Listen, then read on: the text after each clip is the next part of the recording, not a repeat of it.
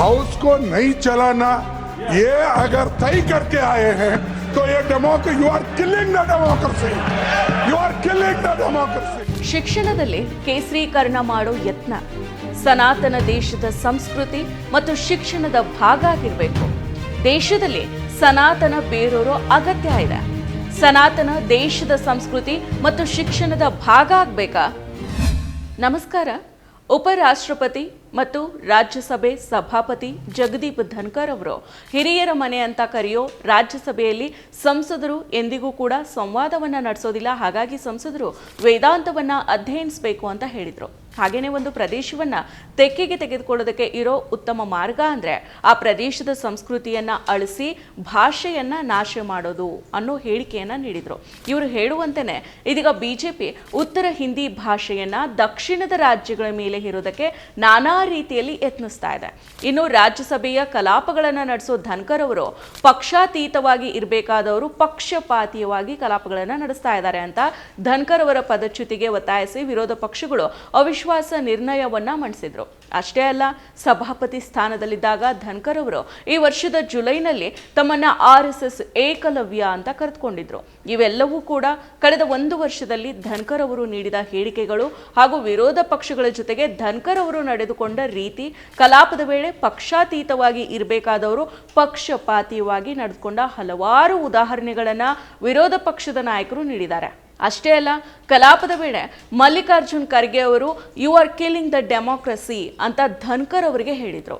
मैं माफी चाहता हूं उनसे और आपसे भी कि हाउस को नहीं चलाना ये अगर तय करके आए हैं तो ये democracy, you are killing the democracy, you are killing the democracy. ದೇಶದ ಒಂದು ಉನ್ನತ ಸ್ಥಾನದಲ್ಲಿರೋ ಧನ್ಕರ್ ಅವರು ಇದೀಗ ಮತ್ತೊಂದು ಹೇಳಿಕೆಯನ್ನ ನೀಡಿದ್ದಾರೆ. ಅದೇನೆಂದ್ರೆ, ಸನಾತನ ಸಂಸ್ಥೆ ದೇಶದ ಸಂಸ್ಕೃತಿಯ ಶಿಕ್ಷಣದ ಭಾಗ ಆಗಬೇಕು, ಸನಾತನ ಸಂಸ್ಥೆ ದೇಶದಲ್ಲಿ ಬೇರೂರೋ ಅಗತ್ಯ ಇದೆ ಅಂತ ಉಪರಾಷ್ಟ್ರಪತಿ ಜಗದೀಪ್ ಧನ್ಕರ್ ಅವರು ಹೇಳಿದ್ದಾರೆ. ದಕ್ಷಿಣ ಮುಂಬೈನಲ್ಲಿರೋ KPB ಹಿಂದೂಜಾ ಕಾಲೇಜಿನ ವಾರ್ಷಿಕ ದಿನದ ಸಮಾರಂಭದಲ್ಲಿ ಮಾತನಾಡಿದ ಅವರು, ಆರೋಗ್ಯ ಮತ್ತು ಶಿಕ್ಷಣ ವ್ಯವಸ್ಥೆಗಳು ಸರಕೀಕರಣ ಮತ್ತು ವಾಣಿಜ್ಯೀಕರಣದಿಂದ ಬಳಲ್ತಾ ಇದೆ ಅಂತ ಹೇಳಿದ್ದಾರೆ. ಹಾಗೇನೆ ಸನಾತನ ಸಂಸ್ಥೆ ಭಾರತದ ನಾಗರಿಕತೆಯ ನೀತಿ ಮತ್ತು ಸಾರದ ಭಾಗ ಆಗಿದೆ. ಸನಾತನ ಸಂಸ್ಥೆ ಸಮಗ್ರತೆಯನ್ನ ಪ್ರತಿನಿಧಿಸೋದ್ರಿಂದ ಅದು ದೇಶದ ಸಂಸ್ಕೃತಿ ಮತ್ತು ಶಿಕ್ಷಣದ ಭಾಗ ಆಗಿರಬೇಕು. ಸನಾತನ ಸಂಸ್ಥೆ ಬೇರೂರೋ ಅಗತ್ಯ ಇದೆ ಅಂತ ಹೇಳಿದ್ದಾರೆ. RSS ಬಿಜೆಪಿಯ ಬಲಪಂಥೀಯ ಧೋರಣೆ ಇರೋರು ನಿರಂತರವಾಗಿ ಈ ಶಿಕ್ಷಣದಲ್ಲಿ ಕೇಸರೀಕರಣ ಮಾಡೋ ಯತ್ನವನ್ನ ಮಾಡ್ತಾನೆ ಇದ್ದಾರೆ.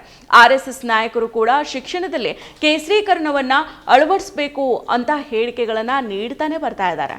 ಇದರೊಂದಿಗೆ ಒಂದು ದೇಶ ಒಂದು ಚುನಾವಣೆ, ರಾಷ್ಟ್ರೀಯ ಶಿಕ್ಷಣ ನೀತಿಯಲ್ಲಿ ತ್ರಿಭಾಷಾ ನೀತಿ, ಹೀಗೆ ಹಲವು ಕಾನೂನು ಯೋಜನೆಗಳ ಮೂಲಕ ಬಹುತ್ವ ಭಾರತವನ್ನ ಬದಲಾಯಿಸೋ ಹುನ್ನಾರವನ್ನ ನಡೆಸ್ತಾ ಇದೆ. ಈಗಾಗಲೇ ಕೋಮುದ್ವೇಷ ಹರಡೋ ಮೂಲಕ ತಮ್ಮ ಅಜೆಂಡಾವನ್ನ ವಿಸ್ತರಣೆ ಮಾಡಿಕೊಂಡಿದೆ. ಒಂದು ಭಾಷೆ, ಒಂದು ಧರ್ಮ, ಒಬ್ಬನೇ ನಾಯಕ ಅನ್ನೋ ಸರ್ವಾಧಿಕಾರದತ್ತ ಭಾರತವನ್ನ ಹೊತ್ತೊಯ್ತಾ ಇದೆ. ಅದಕ್ಕಾಗಿ ಶಿಕ್ಷಣವನ್ನ ದಾಳವಾಗಿ ಬಳಸ್ಕೊಳ್ತಾ ಇದೆ.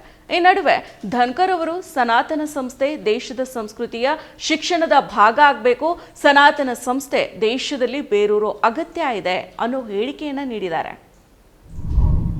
ಮತ್ತಷ್ಟು ವಿಶೇಷ ವಿಡಿಯೋಗಳನ್ನು ನೋಡಲು ಮತ್ತು ಹೊಸ ವಿಡಿಯೋಗಳ ಬಗ್ಗೆ ತಿಳಿಯಲು EDina.com ಯೂಟ್ಯೂಬ್ ಚಾನೆಲ್ ಸಬ್ಸ್ಕ್ರೈಬ್ ಮಾಡಿ ಮತ್ತು ಬೆಲ್ ಐಕಾನ್ ಕ್ಲಿಕ್ ಮಾಡಿ.